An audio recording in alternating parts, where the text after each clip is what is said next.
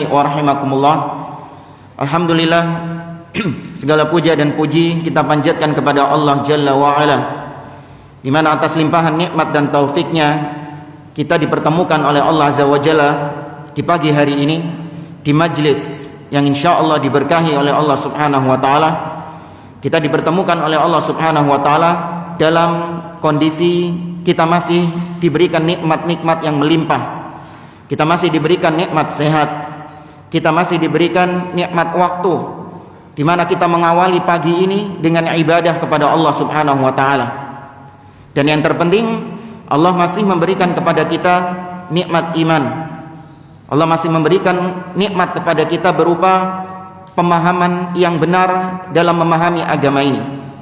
Maka tentu seorang mukmin tatkala dia bersyukur dengan nikmat iman, caranya adalah dengan dia menjaga baik-baik, melestarikan betul-betul nikmat iman yang Allah berikan kepada dirinya, yaitu dengan dia terus belajar, terus menuntut ilmu.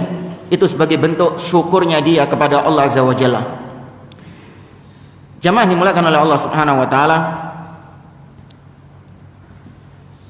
kita semuanya sama-sama mengetahui bahwa agama kita, yaitu Islam, merupakan agama yang sempurna dibandingkan agama-agama yang lain. Islam adalah agama yang paripurna. Hukum-hukum di dalam Islam semuanya telah dijelaskan oleh Nabi SAW, mulai dari perkara-perkara yang kecil sampai perkara-perkara yang besar. Kalau antum lihat di dalam Islam, perkara-perkara yang kecil seperti bagaimana adab buang hajat misalnya, itu dijelaskan oleh Nabi SAW. Bahkan bagaimana adab terhadap hewan, ya, sikap seorang muslim terhadap binatang sekalipun itu dijelaskan di dalam Islam. Bahkan jangankan yang hidup, benda mati saja itu juga telah diatur adabnya oleh Nabi. Seperti bagaimana sikap seorang muslim terhadap makanan. Ya, makanan nggak boleh dicela misalnya. Kalau memang nggak suka ya wis jangan dimakan. Nggak usah dicaci maki, nggak usah dicela-cela. Bayangkan sampai makanan saja, bagaimana sikap kita terhadap makanan diatur di dalam agama kita. Maka bagaimana dengan perkara yang lebih besar dari perkara-perkara kecil yang kita sebutkan tadi, yang menyangkut kehormatan manusia, yang menyangkut darah dan nyawa seseorang, yang menyangkut stabilitas keamanan suatu negeri, maka lebih-lebih pasti di dalam Islam diatur semuanya. Karenanya Nabi alaihi salatu wassalam pernah mengatakan, ma baqiya syai'un yuqarribu ilal jannah wa yuba'idu minan nar illa waqad buyyina lakum. Kata Nabi, tidak ada sesuatu yang tersisa, apa-apa yang bisa menyebabkan seseorang masuk surga atau seseorang dijauhkan dari neraka, kecuali pasti sudah dijelaskan kepada kalian ilmunya, mana jalan kebaikan dan mana jalan keburukan, semua sudah dijelaskan oleh Nabi SAW. Maka termasuk diantaranya perkara yang tidak luput dijelaskan di dalam Islam, yang itu merupakan perkara besar yang menyangkut nyawa manusia, menyangkut stabilitas keamanan suatu negeri, yaitu bagaimana sikap seorang muslim terhadap penguasa, sikap seorang muslim terhadap para pemimpin. Ini telah diatur di dalam agama kita dengan sangat gamblang dan sangat jelas, tidak tersisa sedikit pun dari penjelasan itu. Jamaah dimulakan oleh Allah Subhanahu wa taala, para ulama kalau antum membaca kitab-kitab mereka, terutama yang berkaitan dengan akidah, sejak ulama-ulama salaf terdahulu mulai mencantumkan poin-poin akidah yang membedakan dia dengan ahli bidah, membedakan ahlu sunnah dengan ahli bidah. Mereka mencantumkan poin-poin yang di situ terjadi jurang pemisah antara ahlu sunnah dengan ahlul bidah. Poin-poin akidah di situ. Salah satunya adalah berkaitan dengan bagaimana sikap seorang muslim terhadap penguasa. Hampir-hampir Anda tidak mendapati kitab akidah sejak zaman salaf terdahulu sampai ulama sekarang kontemporer, melainkan pasti di situ ada pembahasan tentang bagaimana sikap terhadap penguasa. Ya, hampir-hampir semua kitab akidah membahas itu, menunjukkan ini perkara yang tidak boleh luput seorang muslim untuk mengetahuinya. Ya, tidak boleh seorang muslim tidak tahu tentang perkara tersebut. Dan ana yakin yang hadir di sini ya insyaallah sering membahas atau ya menyimak kajian-kajian tentang bagaimana sikap seorang muslim terhadap penguasa. Insyaallah yang hadir di sini ana yakin semuanya pernah menyimak kajian-kajian tersebut. Namun itulah seorang mukmin, ya seorang manusia yang senantiasa lupa, senantiasa menyepelekan, belum lagi derasnya arus syubhat yang ada di luar, menjadikan seseorang yang dulu memiliki akidah yang kuat tentang hal ini tiba-tiba dia lepaskan begitu saja karena nggak sabar yang melihat kondisi penguasa yang tidak sesuai dengan keinginan dia, melihat kebijakan-kebijakan pemimpin yang justru dia anggap menyengsarakan dia. Dia tahu akidah yang benar bagaimana, cuman karena ikut kebanyakan orang akhirnya katut arus mereka. Dan itu yang kita saksikan. Karena yang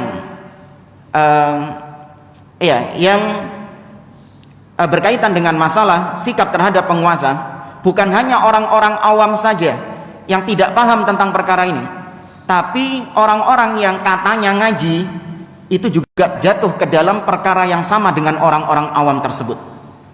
Medsosnya tajam, isinya kritikan-kritikan yang pedas terhadap penguasa. Medsosnya setiap hari isinya adalah berkaitan dengan perkara-perkara politik yang seorang muslim seharusnya tidak disibukkan dengan perkara-perkara tersebut. Ya, isi yang provokasi kaum muslimin untuk membenci pada penguasanya, mendukung tindakan-tindakan khuruj al-hukam, memberontak pada penguasa, didukung oleh orang-orang yang katanya jarine sudah ngaji, ya sudah ngaji sunnah katanya. Maka perlu kita ingatkan, Allah Azza wa Jalla mengatakan wadzakir fa inna dzikra tanfa'ul mu'minin. Maka ingatkan, berilah peringatan kepada orang-orang yang beriman, karena peringatan itu benar-benar bermanfaat bagi mereka. Maka di pagi hari ini ya saya mengingatkan diri saya pribadi dan antum semua yang hadir di sini untuk kita kembali mempelajari bagaimana akidah as-salaf terhadap penguasa. Tapi para jamaah sekalian, para ulama mengumpulkan beberapa poin tentang sikap seorang mukmin terhadap penguasa. Ini nggak mungkin kita bahas semuanya secara tuntas di majelis yang singkat ini, cuman kita ambilkan beberapa poin-poin yang sekiranya insya Allah mewakili pertemuan kita di pagi hari ini. Tapi yang pertama, sikap seorang muslim terhadap penguasa adalah menghormati mereka dan memuliakan mereka. Ya, menghormati dan memuliakan mereka. Kita tahu agama kita, Islam, itu memberikan kedudukan yang tinggi terhadap penguasa, di mana Allah Azza wa Jalla mensejajarkan taat kepada Allah, taat kepada Rasul disejajarkan dengan taat kepada waliul amr, kepada penguasa. Dalam firman-Nya di surah An-Nisa ayat 59, Allah berfirman, ya ayyuhalladzina amanu athi'ullaha wa athi'ur rasula wa ulil amri minkum. Wahai orang-orang yang beriman, taatlah kalian kepada Allah, taatlah kalian kepada Rasul dan pemimpin-pemimpin di antara kalian. Maka kata para ulama, ini adalah bentuk Allah memuliakan para pemimpin. Kedudukan mereka ditinggikan oleh Allah karena disebutkan berbarengan dengan taat kepada Allah dan taat kepada Rasul. Kemudian yang perlu kita tegaskan supaya nanti gak gagal paham, kita menghormati dan memuliakan pemimpin karena memang agama yang memerintahkan demikian. Dan saya katakan demi Allah, andai kata agama tidak memerintahkan demikian, gak ada urusan kita dengan penguasa untuk kita muliakan, ya, untuk kita jaga kehormatannya, gak ada urusan. Ya boleh antum caci maki semau antum sakarpe wis gak apa-apa, selama memang agama tidak memerintahkan demikian. Agama justru memerintahkan untuk mencaci penguasa, gak apa-apa, caci maki sepuasnya. Namun kita memuliakan, menghormati mereka karena agama kita yang menuntun kita seperti itu, akidah kita yang membuat kita seperti itu. Dan memuliakan pemimpin ya karena agama itu bukan karena urusan-urusan duniawi. Kita menghormati mereka bukan karena kita ini simpatisan partainya, bukan. Awas. Bukan karena kita ini adalah buzzer mereka, enggak. Yang senantiasa mendukung kezaliman penguasa, ya, yang senantiasa membenarkan keburukan penguasa, enggak. Ya, penguasa berbuat zalim, ya kita katakan itu perbuatan yang zalim, perbuatan yang salah. Tidak kita dukung mati-matian, kemudian kita bawakan dalil-dalil dipelintir-pelintir supaya benar, enggak. Ya, tetap itu kita yakini sebagai perbuatan yang salah. Bukan karena kita penjilat, ingin cari muka di hadapan penguasa, enggak. Kita menghormati dan memuliakan karena akidah. Menghormati dan memuliakan penguasa, Ahlussunnah wal Jamaah itu pertengahan. Sebagaimana ciri Ahlussunnah adalah wasat antara ifrat dan tafrid, antara ghulu yang berlebih-lebihan dengan yang meremehkan. Ada orang-orang yang menghormati penguasa, memuliakan penguasa, itu ghulu, berlebih-lebihan. Ada sebagian fans-fansnya penguasa, buzzer-buzzernya penguasa, mengatakan bahwa penguasa yang ada sekarang, ya, itu lebih baik daripada khalifah yang 4. Ya, lebih baik daripada Khalifah Abu Bakar, Umar, Utsman, Ali. Itu lebih baik penguasa yang ada sekarang. Ini memuliakan yang secara berlebihan, bukan malah menunjukkan dia ini seorang Ahlussunnah sejati. Justru itu menunjukkan kekufuran yang nyata, jamaah. Ghul, berlebih-lebihan. Tapi ada juga yang meremehkan, ada juga yang merendahkan. Kita pernah mendengar ada seorang khatib, yang kita tahu ini khatib punya pemahaman Khawarij. Dia dengan lantang mengatakan di khutbah Jumat ini, anak ngantuk-ngantuk sampai melek. Apa kata dia? Dia dengan bersumpah, wallahi, demi Allah, penguasa yang ada sekarang jika dibandingkan dengan Fir'aun, lebih baik Fir'aun, katanya. Fir'aun itu meskipun kafir tapi mensejahterakan rakyatnya. Kalau penguasa sekarang meskipun katanya dia muslim tapi menyengsarakan rakyatnya. Kimali longor pindo ini. Maka Ahlussunnah pertengahan, memuliakan pada porsinya, tidak berlebih-lebihan dan tidak pula meremehkan-meremehkan. Jamaah dimuliakan oleh Allah, kita lihat bagaimana sikap para salaf tatkala dia mendengar ada seseorang yang mencaci maki atau menghina penguasa. Diriwayatkan dari Ziyad ibn Qusayd al-Adawi, dia menuturkan, kuntu ma'a Abi Bakrah radhiyallahu anhu tahta mimbari ibni Amir wa huwa yakhtubu wa alaihi thiyabun riqab. Ziyad ibn Qusayd bercerita, pernah suatu ketika saya lagi duduk-duduk bersama sahabat Nabi yang bernama Abu Bakrah, bukan Abu Bakar, lain lagi nih, Abu Bakrah. Kita lagi duduk di sebuah majelis yang ketika itu seorang penguasa yang bernama Ibnu Amir sedang berkhutbah di situ. Kita lagi duduk itu dengarkan khutbahnya itu. Nah, penguasa ini ketika khutbah, dia itu mengenakan pakaian yang tipis menerawang. Di pakaiannya itu tipis menerawang. Kemudian tiba-tiba faqala Abu Bilal, ada orang yang namanya Abu Bilal, tahu-tahu berteriak dengan sekencang-kencangnya. Di situ dia mengatakan, "Unduru ila amirina yalbasu thiyabal fusaq." Oi, jamaah, nih lihat pemimpin kita ini. Dia mengenakan pakaian orang-orang fasik. Langsung hadapan orang banyak itu. Akan demikian. Lihat gimana sikap seorang yang dididik langsung oleh Nabi SAW akidah yang benar. Abu Bakrah langsung mengatakan kepada Abu Bilal tadi, uskut, menengokon, diam kau. Fa inni sami'tu Rasulullah SAW yaqul, aku dulu pernah mendengar Nabi SAW mengatakan, man ahana sultanallahi fil ard ahanahullah. Barang siapa yang menghina pemimpin yang Allah jadikan di atas muka bumi ini, Allah akan menghinakan dia. Dan terjadi benar, jamaah. Ya, masih kurangkah contoh-contoh yang nyata di negeri kita? Bagaimana orang-orang yang vokal mencaci maki penguasa, gimana nasibnya? Terhina enggak mereka? Masih kurang contoh seperti itu. Ya, banyak contoh-contohnya. Ya, tidakkah itu membuat mata kita terbelalak melihat betapa benarnya sabda Nabi SAW ini? Kemudian sikap yang berikutnya ditampakkan oleh Imam Muhammad ibn Sirin rahimahullah, seorang pembesar dari kalangan tabi'in. Beliau pernah mendengar ada seseorang yang mencaci maki habis-habisan seorang gubernur ketika itu yang bernama Al-Hajjaj ibn Yusuf. Kita tahu Al-Hajjaj ibn Yusuf ini pembunuh berdarah dingin. Nggak tahu ya, nggak pernah megang darahnya juga. Pembunuh yang gemar membunuh kaum muslimin. Ketika itu ada orang yang mencaci maki Al-Hajjaj ibn Yusuf.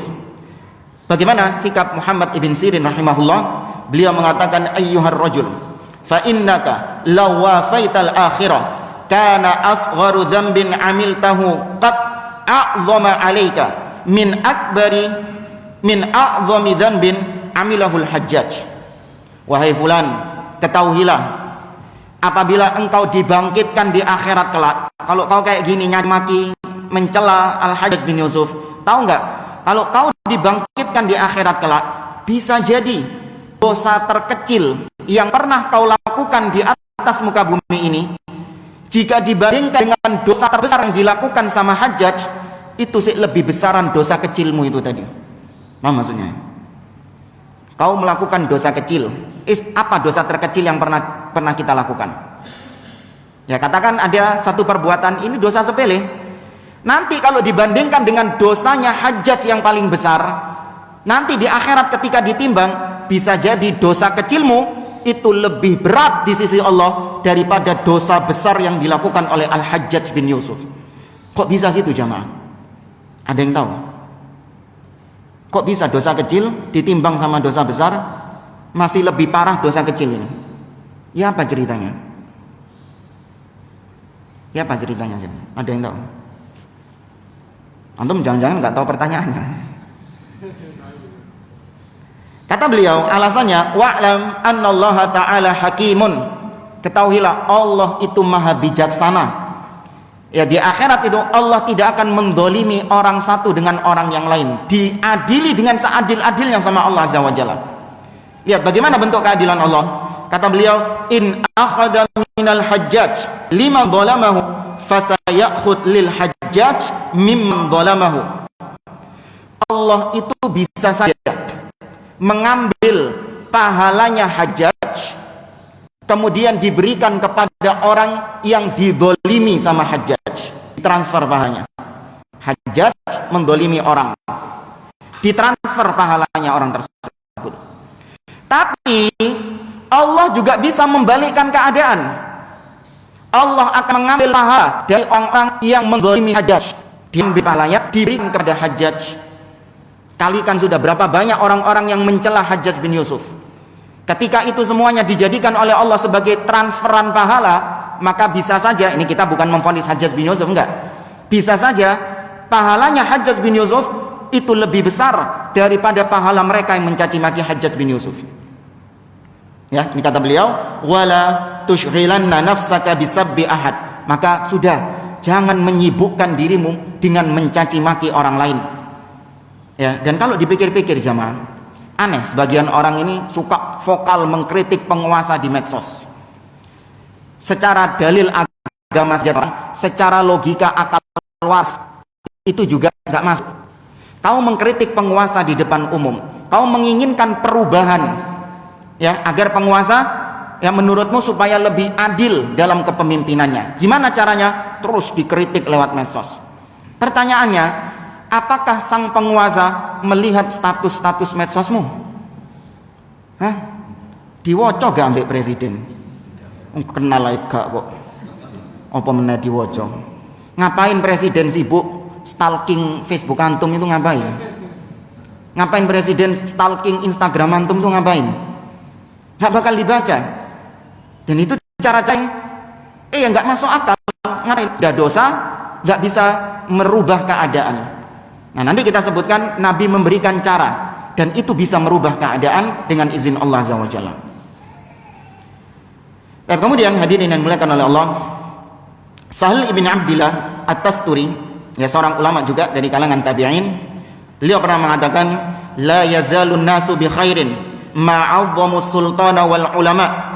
Manusia senantiasa dalam keadaan baik selama mereka menghormati, memuliakan dua unsur, yaitu unsur ulama dan unsur umara, para penguasa. Fa idza 'azzamu hadaini aslahallahu dunyahum wa ukhrahum. Apabila mereka menghormati dua elemen ini, penguasa dan para ulama, Allah akan memperbaiki dunia mereka dan memperbaiki akhirat mereka. Wa idza stakhaffu hadaini, ya, apabila mereka menghina, mencaci maki dua elemen ini, penguasa dan ulama, afsadu dunyahum wa ukhrahum, maka mereka sendiri sedang merusak dunia mereka dan merusak akhirat mereka. Ini kata para ulama, kata seorang ulama yang bernama Sahal ibn Abdillah At-Tasturi. Kok bisa menghina, melecehkan penguasa dan para ulama itu bisa menyebabkan dunia mereka jadi rusak dan akhirat mereka juga menjadi rusak, merusak dunia dan merusak akhirat. Kok bisa seperti itu? Karena ini hukum secara umum, sebuah perbuatan yang menyelisihi petunjuk Nabi SAW itu pasti mendatangkan kerusakan di dunia dan di akhirat. Ya, pasti akan mendatangkan kesengsaraan di dunia dan di akhirat. Semua perbuatan yang menyelisihi petunjuk Nabi SAW pasti implikasi hukumnya menyebabkan fitnah, kerusakan di dunia dan di akhirat bagi pelakunya. Allah berfirman dalam surah Al-Furqan, dalam surah An-Nur ayat 63. Kayaknya bukan An-Nur ini, salah ketik ini orangnya. Falyahdharil ladzina yukhalifuna an amri, ya itu An-Nur ya. Anak cek dulu ya biar nggak salah. 63. Oh iya benar, surah An-Nur ayat 63. Iya ya, anak yang salah berarti. Tapi Allah mengatakan, "Falyahdharil ladzina yukhalifuna an amri an tusibahum fitnah aw yusibahum adzabun alim." Maka hendaklah orang-orang yang menyelisihi perintah Nabi agar mereka waspada, agar mereka hati-hati kalau Allah timpakan kepada mereka azab, yaitu di dunia, dan di akhirat Allah timpakan kepada mereka siksa yang pedih. Allah berikan ujian di dunia dan Allah berikan siksa di akhirat karena menyelisihi Nabi SAW. Maka Nabi sudah mengatakan, Nabi sudah memberikan petunjuk nggak boleh mencaci maki, menghina penguasa. Diselisihi oleh orang, maka konsekuensinya tadi dia mendapatkan keburukan di dunia plus di akhirat dia mendapatkan keburukan juga. Fadilatul Syekh Muhammad bin Shalih Al-Utsaimin, beliau pernah mengatakan, "Fallahallaha fi fahmi manhajis salafis salih fit ta'amuli ma'as sultan." Beliau pernah mengatakan, bertakwalah kepada Allah dalam perkara, dalam memahami manhaj salaf dalam perkara bermuamalah dengan penguasa. Ya, memahami manhaj salaf dalam perkara bermuamalah dengan penguasa.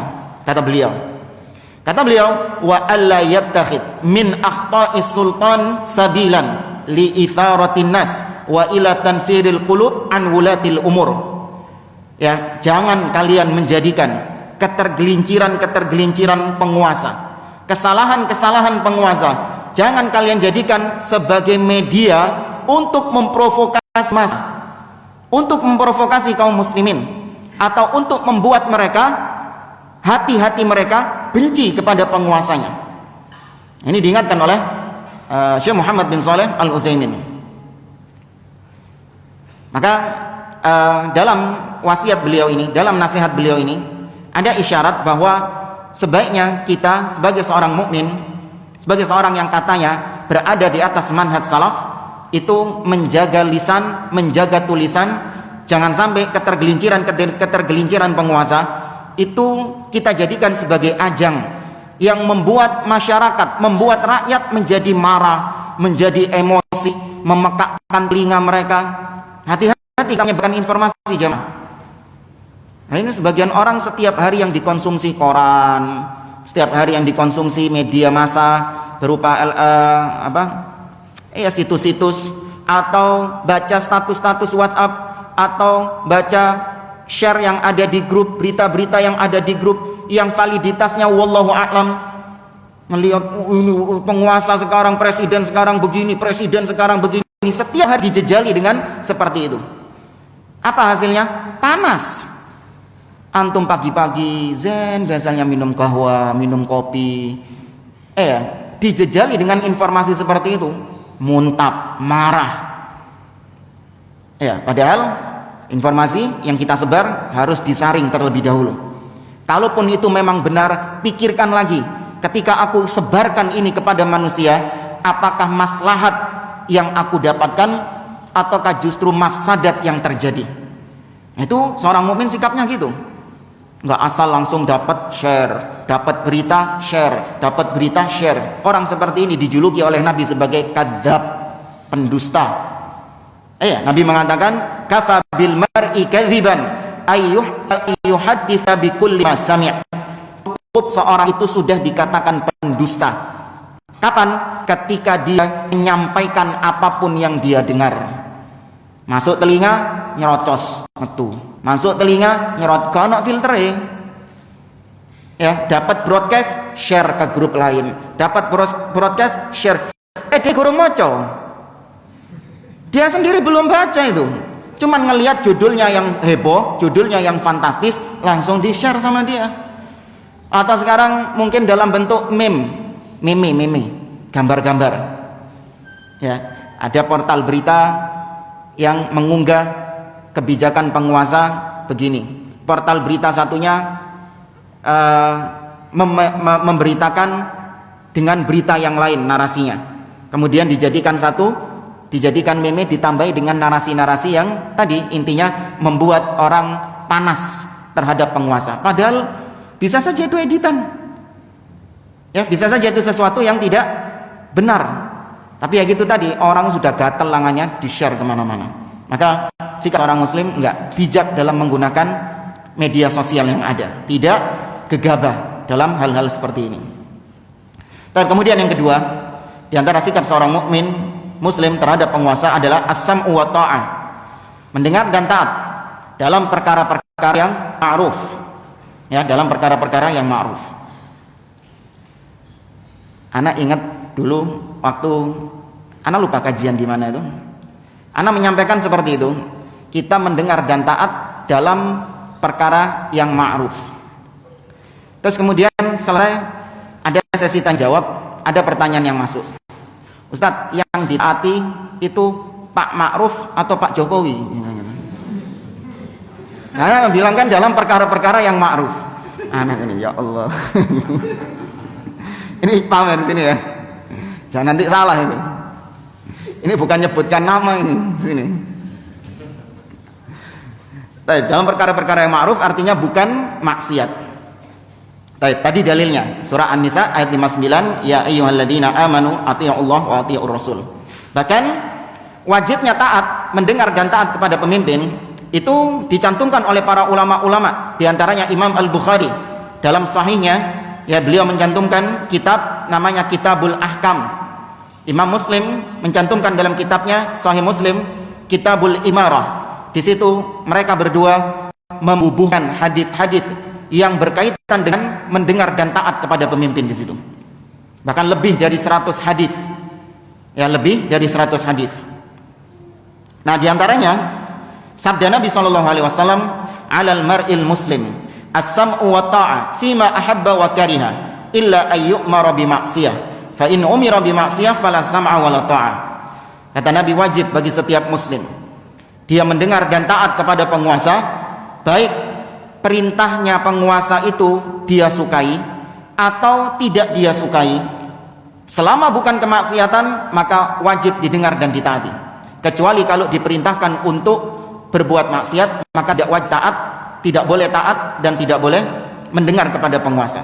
Dalam poin itu saja antum nggak usah taat kepada penguasa. Tapi poin-poin lain, perintah-perintah penguasa lain, selama itu bukan kemaksiatan, tetap ditaati. Ada sebagian orang yang gagal paham, penguasa memerintahkan sesuatu yang maksiat, maka tidak ditaati secara total penguasa tersebut. Dia berlepas diri secara total, memisahkan diri dari penguasa itu.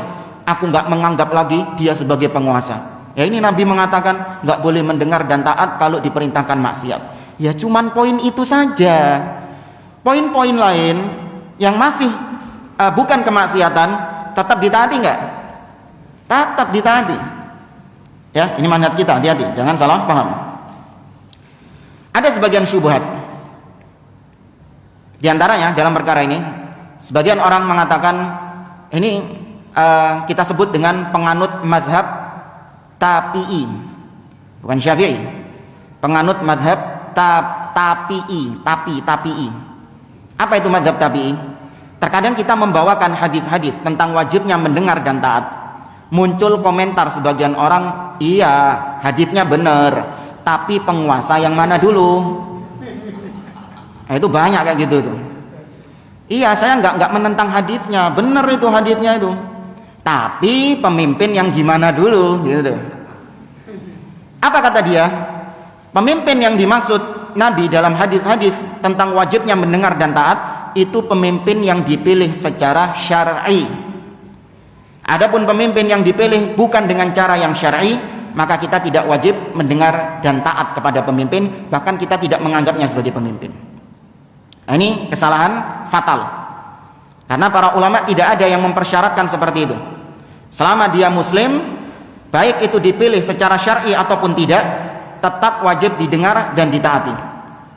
Ya, di antara dalilnya para ulama menyebutkan Nabi SAW bersabda dalam hadis yang dikenal dengan hadis wasiat perpisahan, hadis Irbad ibn Sariyah. Nabi mengatakan, usikum bitaqwallah was-sam'i wat-ta'ah wa in ta'ammara 'alaikum 'abdun. Kata Nabi, aku wasiatkan kepada kalian untuk mendengar dan taat kepada penguasa, untuk bertakwa kepada Allah, bertakwa dulu. Kemudian aku wasiatkan untuk kalian mendengar dan taat kepada penguasa meskipun yang berkuasa adalah seorang budak. Di sini ada isyarat, ada dua.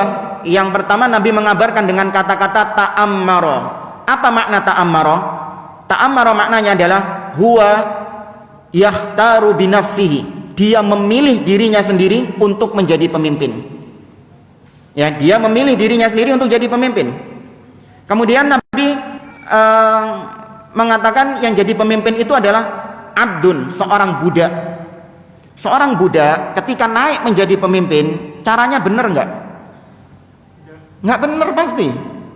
Apalagi dia ini seorang budak itu punya majikan. Kok bisa dia tahu-tahu jadi pemimpin itu? Pasti dengan cara-cara yang tidak syar'i. Tapi meskipun demikian, Nabi tetap memerintahkan as-sam'u wa ta'ah, mendengar dan taat. Ya, ini jawaban syubhat yang pertama. Syubhat yang kedua, mereka mengatakan, ya sih nggak apa-apa kalau nggak dipimpin syar'i, pemimpinnya nggak dipilih dengan cara yang syar'i, tapi pemimpinnya itu harus berhukum dengan hukum Allah, harus berdasarkan undang-undangnya Allah. Jadi dasar undang-undang negara itu harus kitabullah dan sunnah. Kalau dasar undang-undangnya itu bukan itu, maka kita nggak menganggapnya sebagai pemimpin. Ini juga keliru. Memang kewajiban pemimpin dia harus menggunakan hukum Allah. Ini kita sepakat. Ya, wajib hukumnya menggunakan hukum Allah, itu wajib pemimpin itu. Namun ketika pemimpin tersebut menggunakan hukum selain hukum Allah, selama hukum-hukumnya itu tidak bertentangan dengan hukum Allah dan Rasulnya, kita tetap diperintahkan di situ. Dosanya dosa pemimpin. Kenapa dia nggak menggunakan hukum Allah? Itu urusannya siapa? Urusannya pemimpin dengan Allah Azza wa Jalla. Namun ketika pemimpin memerintahkan perintah, ada mengeluarkan peraturan kebijakan yang itu bukan dari Al-Quran dan Sunnah, tapi tidak bertentangan dengan Al-Quran dan Sunnah, dijalankan nggak? Tetap ditaati. Ustaz, tapi kan bukan hukum Allah itu. Padahal kita wajib menegakkan hukum Allah. Bukan kita yang wajib, mereka yang menegakkan hukum Allah harusnya. Ya, mereka yang harusnya menggunakan undang-undang Allah Subhanahu wa taala. Tapi ketika mereka tidak menggunakannya, maka itu dosa mereka sudah. Ya, kita diwajibkan untuk mendengar dan taat selama bukan kemaksiatan. Di antara dalilnya yaitu apa yang diriwayatkan oleh Imam Muslim dalam sahihnya. Nabi SAW bersabda kepada Hudzaifah ibnul Yaman, yang hadisnya panjang. Di akhir hadis itu Nabi SAW mengatakan, sayakunu a'immah la yahtaduna bihudai wa la yastannuna bisunnati. Akan ada kelak sepeninggalku, ya, pemimpin-pemimpin yang tidak menggunakan sunnahku dan tidak menggunakan petunjukku. Ini berarti nggak pakai syariat dalam kepemimpinannya, selain hukum Nabi yang digunakan sama pemimpin ini.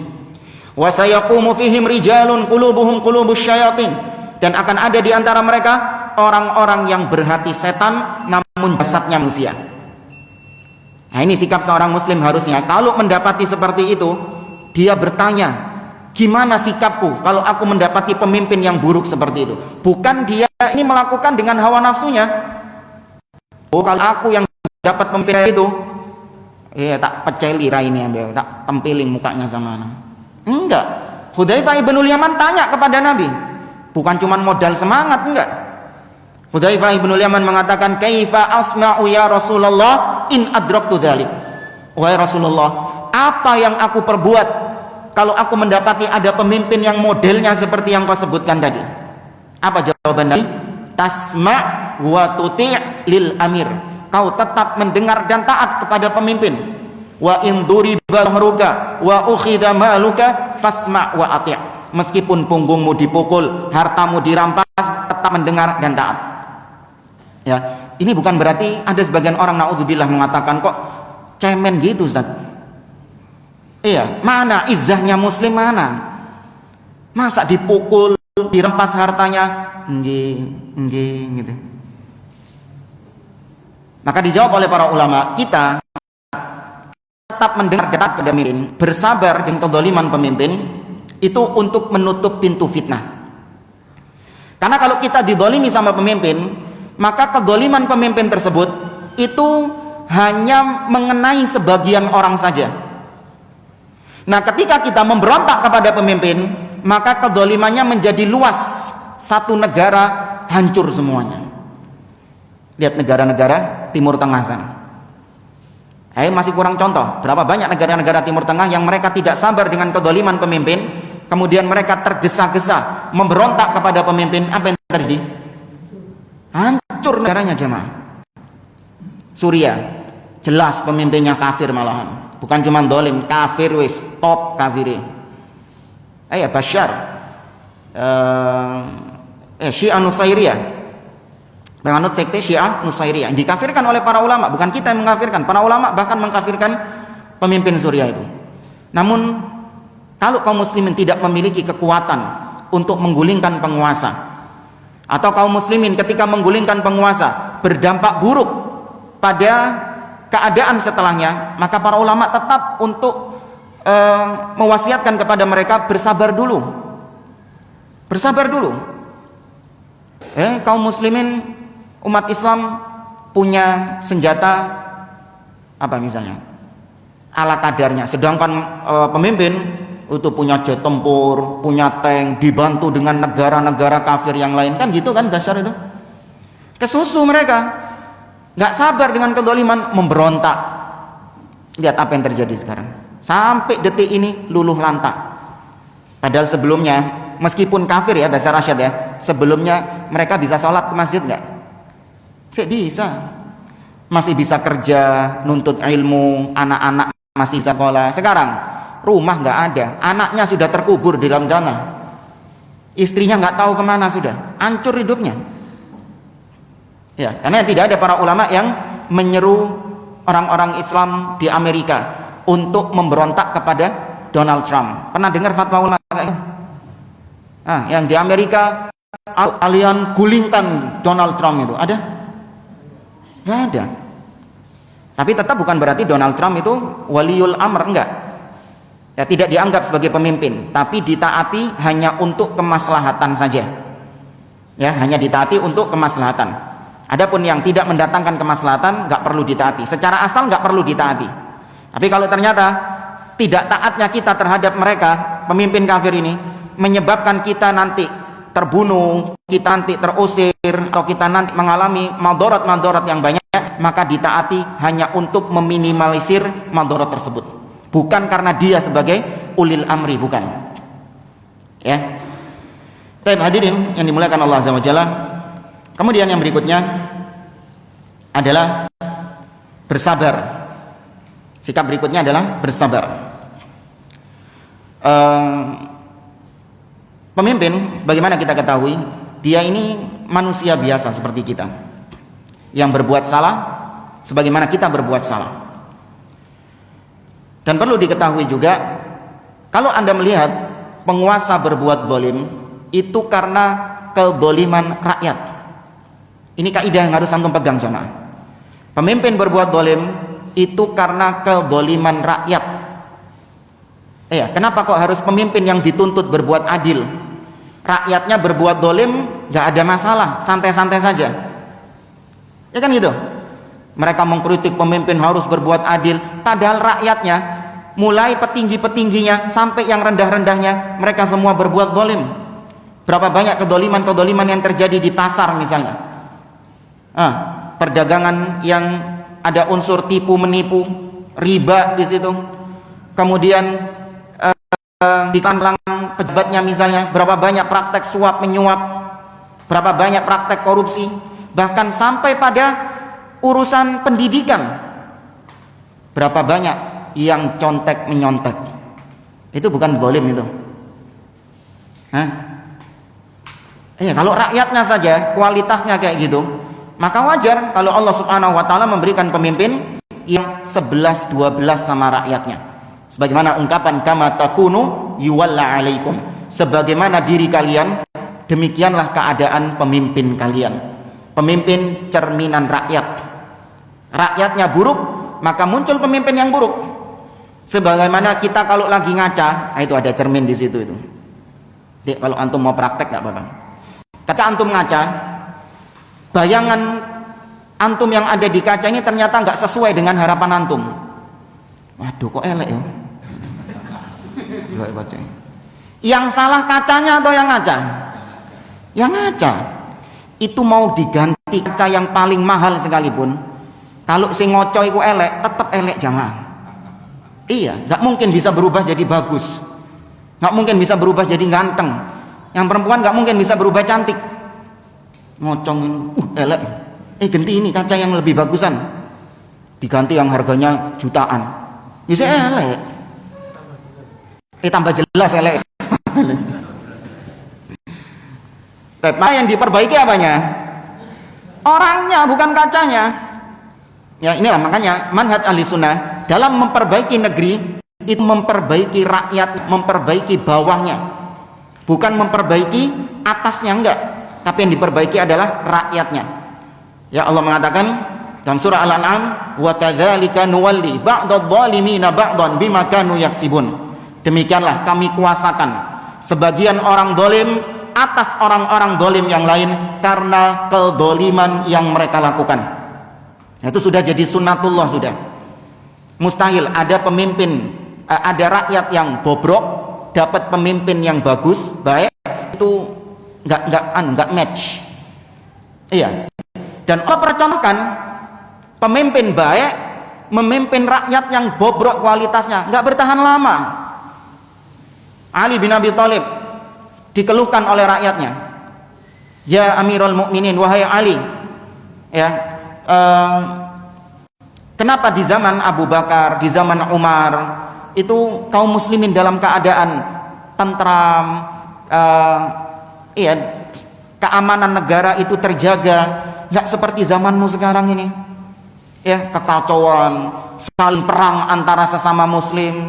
Kenapa kok demikian? Apa jawaban Ali? Ali mengatakan, kana Abu Bakrin wa Umar walian ala mithli wa mithli Utsman. Ya, wajar karena Abu Bakar dan Umar dulu memimpin rakyat yang rakyatnya itu modelnya seperti aku dan Utsman. Kualitas rakyatnya itu aku dan Abu Bakar dan Umar rakyatnya siapa? Sahabat.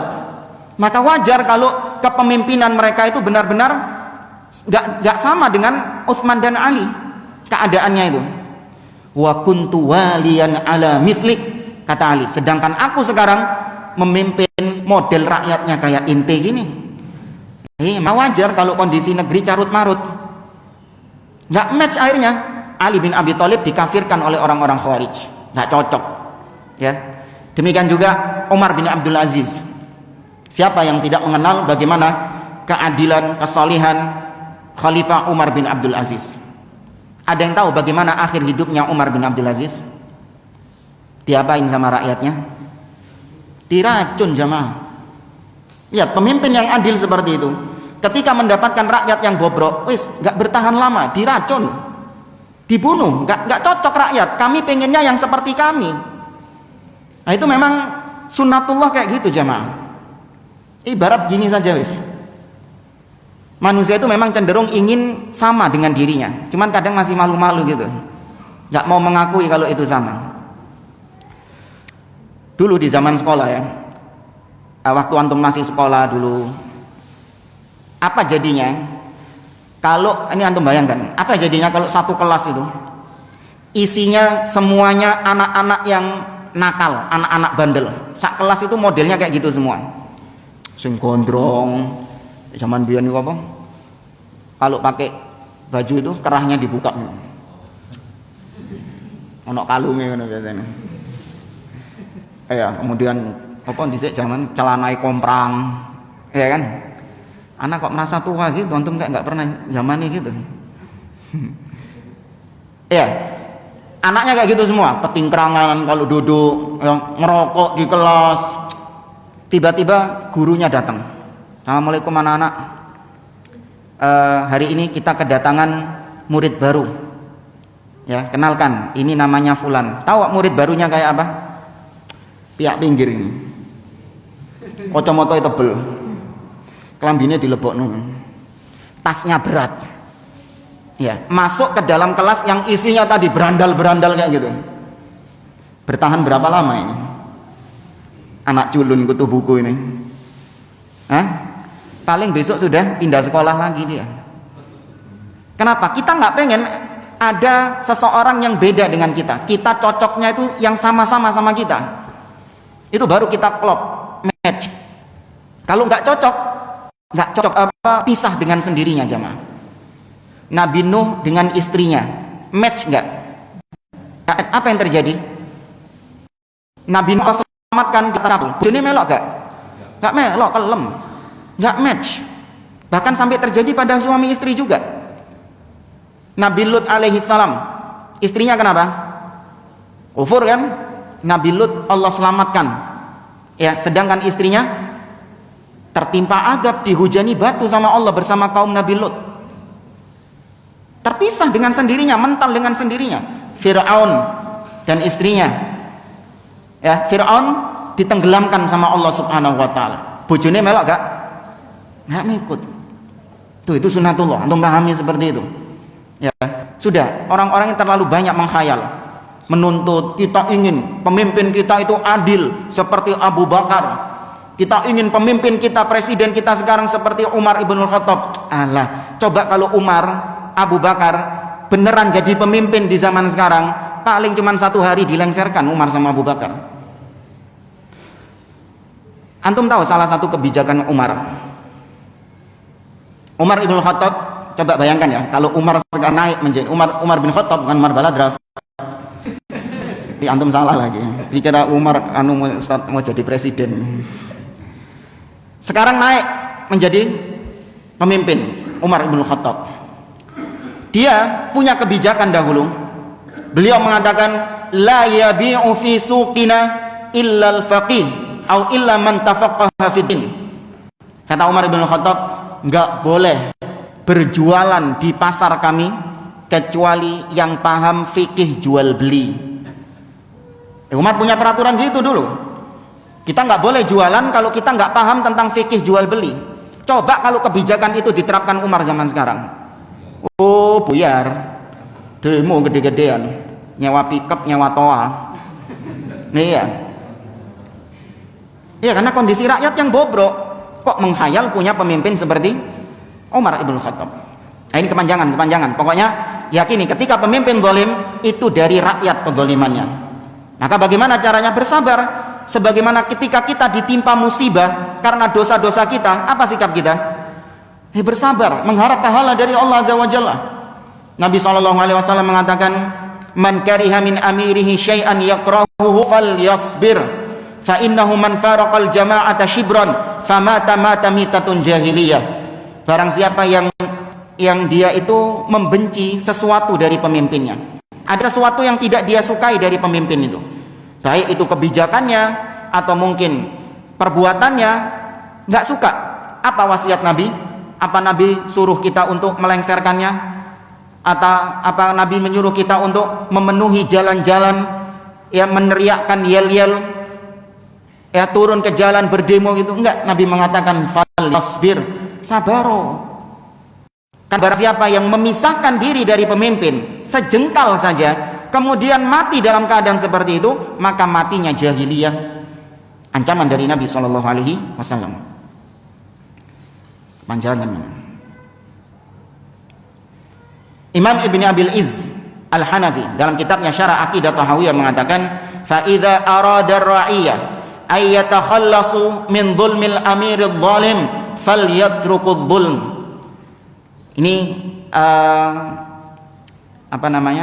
pesan dari beliau untuk kita. Kalau kita, kata beliau, apabila rakyat ingin berlepas diri dari kedzaliman pemimpin, ingin supaya pemimpinnya tidak berbuat zalim lagi, falyatruku dzulm, maka hendaklah rakyat yang meninggalkan kedzaliman itu dulu. Rakyat dulu yang meninggalkan kedzaliman, bukan pemimpin terus dituntut jangan berbuat zalim, rakyat berbuat zalim, bekher aja, santai-santai saja, enggak. Baik. Kurang berapa menit ini jemaah?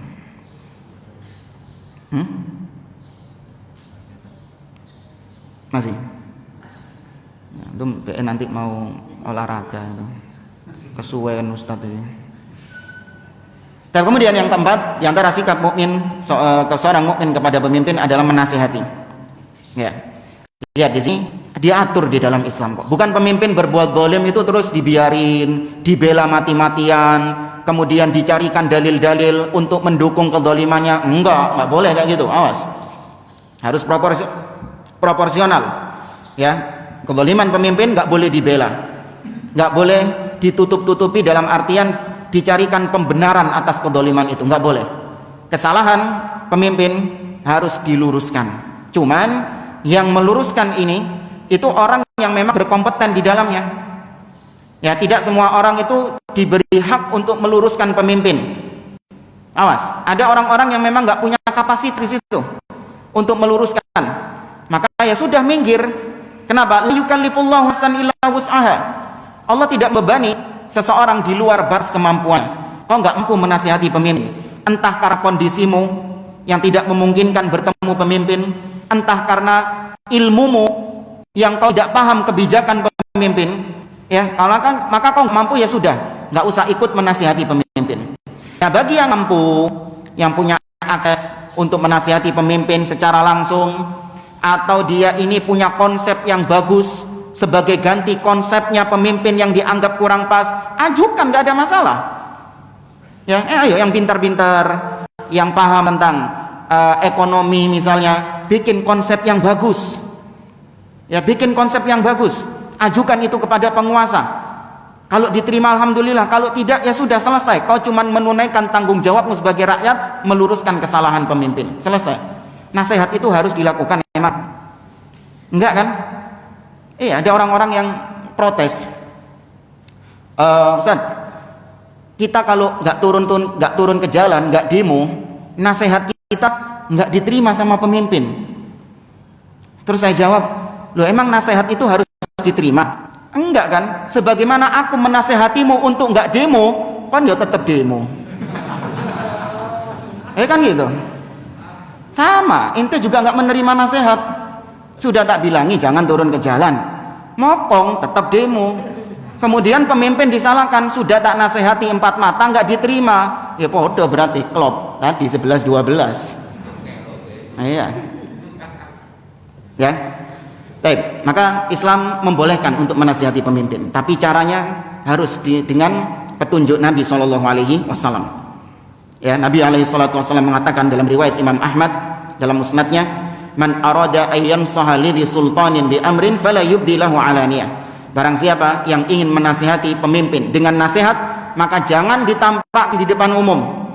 Nah, ini sudah jelas larangan demo ini. Ya, tidak ditampakkan di depan umum. Emang demo itu ngapain sih? diem-diem gitu, partai menang kabeh ngono. Apa sih yang dilakukan sama pendemo itu? Mengkritik kan? Iya, mengkritik, menasehati pemimpin di depan umum, atau dai-dai yang tadi, dai-dai yang nyambi jadi politikus. Ya, di mimbar-mimbarnya dia mengkritik penguasa, padahal presidennya nggak hadir di sana, tapi dia ngeritik di depan jamaah. Maka kata Nabi, nggak boleh di depan umum. Walakin liyakhud biyadi, akan tetapi hendaklah digandeng tangannya. Wa yakhluwa bihi, dan berdua-duaan dengannya. Fa in qabila minhu fadak, kalau diterima nasihatmu, selesai urusannya. Wa illa kana qad adda alladhi alaihi lahu, namun kalau tidak diterima, maka tugasmu sudah selesai, yaitu menunaikan nasihatnya. Ya, menunaikan nasihat tersebut. Ini dipraktekkan oleh seorang sahabat yang bernama Usama bin Zaid, anaknya Zaid bin Harithah radhiyallahu anhuma. Usama bin Zaid itu ketika terjadi fitnah di zaman Utsman, ada seseorang yang berkata kepada Usama bin Zaid, "Ala tadkhul ala Utsman fatukallimu." Wahai Usama bin Zaid, kenapa kau enggak masuk ke rumahnya Utsman kemudian menasehati Utsman agar dia ini lebih bijak, agar dia ini, kan Utsman dituntut supaya lebih adil oleh provokator-provokator yang mendemonya Utsman itu. Kata orang ini, kok enggak menasihati Utsman sih? Apa kata Usama bin Zaid? Usama mengatakan, "Atarawna anni la ukallimuhu illa usmi'ukum." Terus ente kira saya ini enggak menasihati Utsman kecuali harus ngomong-ngomong dulu sama kalian gitu? Aku mari nasihati Utsman loh. Harus gitu? Apakah harus ketika kita berhasil menasihati penguasa empat mata, haruskah kita umumkan itu di medsos? Ada kan sebagian dai yang masya Allah caranya benar. Anda lihat berapa waktu yang lalu ada seorang dai, dia itu sudah benar, nggak mau ikut demo, tapi dia langsung datang kepada penguasa, dan dia punya akses ke sana, disambut sama penguasa, dijamu, makan, ngobrol, ya, kemudian baru dinasehati penguasa tersebut. Benar sudah, masya Allah, diupload nang medsos, diupload sama dia. Ini saya sudah menyampaikan nasihat kepada penguasa agar dia begini-begini, poin-poin nasihatnya dicantumin satu-satu. Apa dampaknya kalau kayak gini, jamaah? Kalau penguasa tidak menaati nasihat itu, rakyat makin marah nggak? Semakin marah. Justru itu semakin memprovokasi. Memang presiden, memang penguasa ini wis dinasehati baik-baik nggak bisa, maka nggak ada cara lain selain kekerasan. Maling ngono. Ya, maka kalau sudah menasehati, sudah biarkan. Itu antara engkau dengan Allah Azza wa Jalla. Ya, cuman memang terkadang seorang itu pingin show off. Dia pingin tampil gitu loh. Gitu, aku ismari nasihati pemimpin. Dari awalnya saja sudah nggak ikhlas. Ya, padahal menasehati itu ibadah bukan? Ibadah pada Allah Azza wa Jalla. Tapi yang berikutnya yaitu mendoakan pemimpin dengan kebaikan. Ya. Nah, ini penjelasannya, anak kira nggak usah. Tapi yang terakhir sebelum tutup, yaitu sikap terhadap pemimpin adalah tidak memberontak kepada pemimpin itu. Khuruj, ya, tidak memberontak terhadap pemimpin. Diriwayatkan dari sahabat Ubadah ibnu Samit radhiyallahu anhu, beliau mengatakan, baya'ana Rasulullah sallallahu alaihi wasallam ala sam'i wa ta'ah fi mansyatina wa makrahina wa usrina wa yusrina wa athara alaina wa alla nunazi al-amra ahlahu qal illa an tarau kufran bawahan indakum fihi minallahi burhan. Kata beliau, kami pernah dibaiat sama Rasulullah, para sahabat nih pernah dibaiat sama Rasulullah untuk kita berjanji sumpah setia, kita mendengar dan taat kepada pemimpin, baik dikala kita semangat ataupun dikala kita malas, baik dalam keadaan kita senang ataupun dalam keadaan kita tidak senang, dan kita tidak boleh memberontak kepada pemimpin tersebut. Kemudian Nabi mempersyaratkan, kecuali apabila kalian melihat kekafiran yang nyata dari pemimpin tersebut dan kau memiliki bukti di hadapan Allah tentang kekafiran itu, maka baru boleh diberontak dengan syarat-syarat yang disebutkan oleh para ulama. Nah, jamaah yang Allah Azza wa Jalla, demonstrasi itu adalah bentuk khuruj, memberontak kepada penguasa. Maka orang yang melakukan demo itu dia sudah bisa dikatakan sebagai seorang khawarij. Tapi ini hukum secara umum, ya, karena demonstrasi itu termasuk khuruj, bentuk memberontak